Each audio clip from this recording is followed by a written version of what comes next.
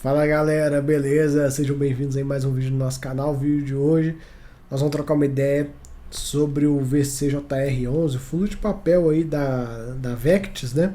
Esse fundo que o pessoal brinca, né? Falando que ele é o KNIP para investidor em geral, até porque grande parte da equipe dele é ex-Kinea, né? Enfim, vamos ver como é que tá o fundo, dar uma conversada. Para você ainda que não é inscrito no canal, se inscreva, dá essa moral, bora pra cima.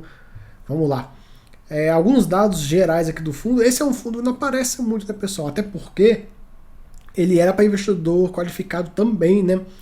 E mudou, já deve ter mais de ano que mudou. De toda forma, é um fundo de 1,4 bi, que tem 14 mil cotistas, né, praticamente, que é um número muito pequeno para o patrimônio do fundo. Um fundo desse tamanho aí, normal, teria algo próximo de 50 mil, 60 mil cotistas. Enfim, patrimonial do fundo, 95,60. Esse fundo que chegou a bater, se não me engano, R$ 87 durante a deflação, né? Caiu bastante. A deflação pegou ele com força. Ainda nesse mês ainda reflete, né? Olha só o dividendo que vai pagar, 25 centavinhos, bem baixo. E nesse início do relatório, a gestão vem falando muito a respeito disso, da deflação e tal, explicando e justificando alguns pontos do porquê que o retorno do fundo ficou tão ruim e tal. Galera, deflação, não tem o que falar. Um ponto que é legal desse texto todo que eu peguei é o seguinte: como é a tese do fundo, qual é a distribuição do fundo. Ele coloca o seguinte, que eles distribuem mensalmente o maior dividendo possível. Qual que é a leitura disso? Daqui a um tempo, quando a inflação voltar de fato, e vai voltar com força, esse fundo, caracteristicamente, ele não vai ficar segurando, represando. Ele não vai ser um fundo, por exemplo, o MCCI, que mantém um patamar de 1,10, 1,10. Não, esse fundo aqui, ele é assim: num mês ele vai te pagar 1,50, no outro mês 1,70, no outro mês 1,30, no outro mês 1,40. Enfim, ele vai repassar a inflação na íntegra, sem fazer nenhum tipo de reserva, nenhum tipo de ressalva. O fundo, a gente observou uma deflação em agosto de menos 0,36 e ainda assim ele pagou 0,25 centavinhos, que dá aí um yield ridiculamente baixo, mas ganho real, né? Vocês têm que pensar isso. Fundo de papel é ganho real. Não adianta você ter um fundo de papel onde no mês a inflação é 2%, vou exagerar, 2%, e ele te pagou 1,5%. E os outros meio, onde é que ficou? Ele represou? Não, se perdeu em taxas. Putz, aí não tá fazendo o trabalho dele. Então, o que o fundo de papel tem que fazer? No mês que a inflação for 2%, ele tem que te entregar esses 2% mais um chorinho. Então, tem esses pontos. Lembrando, regime de competência é isso, regime de caixa são outros 500. Depois a gente pode conversar um pouco sobre isso. Um ponto legal que ele coloca: nos últimos 12 meses o fundo distribuiu R$ 13,10, e em relação a essa cota de R$ 99,31, dá um yield de 13%. E em relação à cota de R$ 90, hein?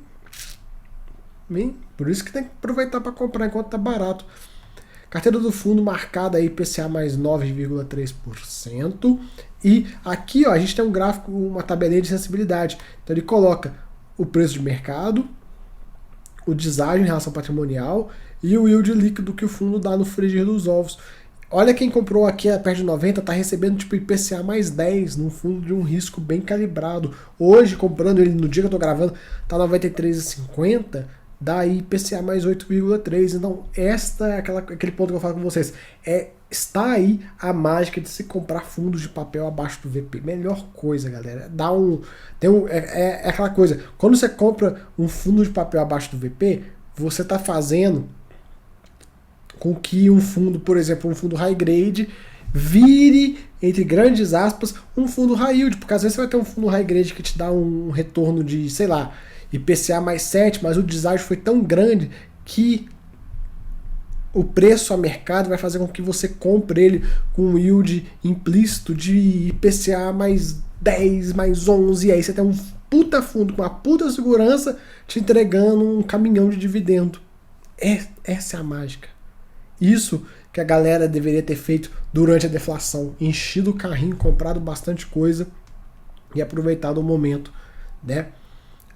Ele coloca um ponto, já olhando para frente: sobre a revelação da proposta econômica do novo governo. A gente não sabe de nada, a gente não sabe quem é a equipe, não sabe nada. Cada hora é uma merda maior que está sendo falada por aí. A situação está bem delicada. Falando nisso, a projeção da inflação no mês de novembro, 0,45, hein, galera? Esse tipo de vídeo mostrando projeção de inflação, impacto de possível fugitiva econômica, PEC, essa PEC de 170 bi que eles querem fazer, que não tem nem nome ainda, mas se a PEC do auxílio, que foi 40 bi, era a PEC kamikaze, essa aqui é a PEC bomba atômica. Enfim, esse tipo de assunto eu trato mais lá na área de membros. Então você que não é membro ainda, além de inscrito, seja membro. Lá tem vídeos exclusivos, eu falo bastante de macro, o que está acontecendo e como é que isso vai impactar nossos investimentos. Vamos seguindo. Ele comprou um CRI durante o mês, o CRI Serpasa, CDI mais 6, né, pegando uma operação CDI.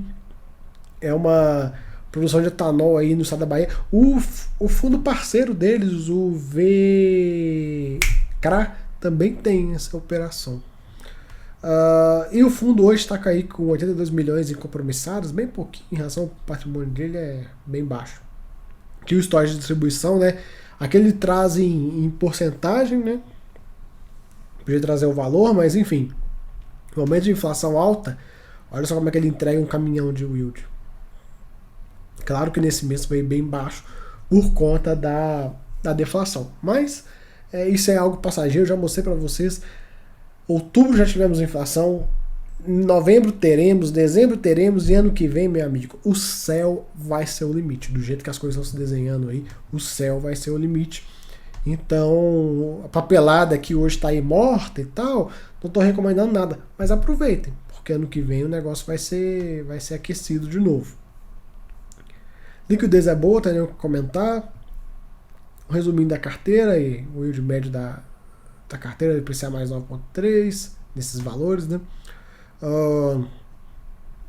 Ele é um fundo muito focado em IPCA, por mais que ele está aumentando a participação em CDI nos últimos meses, mas ele está bem focado em IPCA. E aqui as maiores posições aí. Ele é meio concentradinho, né, pro tamanho dele. Fundo privilégio qualificado, alguns têm uma tendência a ser concentrados, né? Esse aqui não é, viu? Só falando, mas ele era, então ele ficou com essa tendência aí. Aqui no mês a gente vê DRE, a receita CRI, por exemplo, aqui ó, de setembro foi bem mais baixa e agora de outubro já melhorou um pouquinho, né? O fundo já dando uma acordada e nos próximos meses a gente vai ver essa linha aqui cada vez mais aumentando. A gente vai acompanhando isso aí. Aqui as operações dele, a gente vê cada uma delas aí. Ainda temos concentrações, conforme eu falei com vocês, por mais que é um fundo gigante, deveria estar um pouco mais bem diversificado. No mais, galera, é isso. Aqui a gente tem um pouco das operações. São boas operações, não tem nem muito o que falar. Bem tranquilão, assim, né? Bem variado também, né? Bem variado os setores, até W-Torre, enfim. Galera, fica aí o vídeo do VCJR. Os próximos meses a tendência é que melhore. Cada vez mais o resultado desse fundo melhorando. Beleza? Valeu, até a próxima. Fui!